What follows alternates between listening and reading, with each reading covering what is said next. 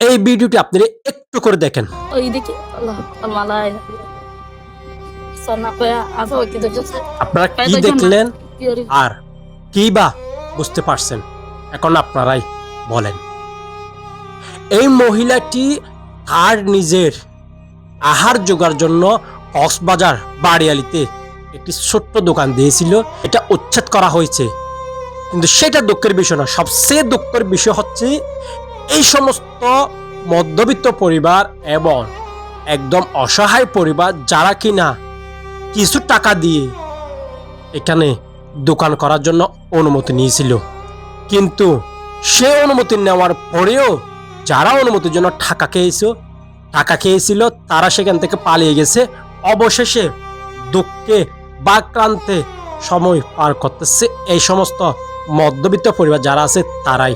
এখানে সবচেয়ে বেশি কষ্ট হচ্ছে এই যে এই মহিলাটির কোলে যে শিশুটি আছে সেই শিশুটির অবস্থা আপনারা তখন দেখছেন যখন মায়ে বক্তব্য দিচ্ছে।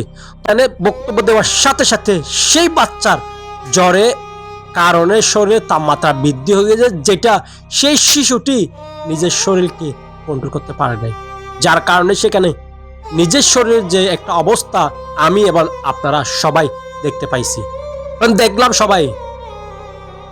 এখন দেখেন একজন মায়ের একদিকে আর্তনাদ হচ্ছে সেই পরিবারকে দুই মুঠো বাদ দেওয়া, এবং অপরদিকে নিজের বাচ্চাকে বাঁচানোর জন্য মায়ের আর্তনাদ। এখন আপনারা চিন্তা করেন এখানে দোকান যারা করছে তারা কি দোষী?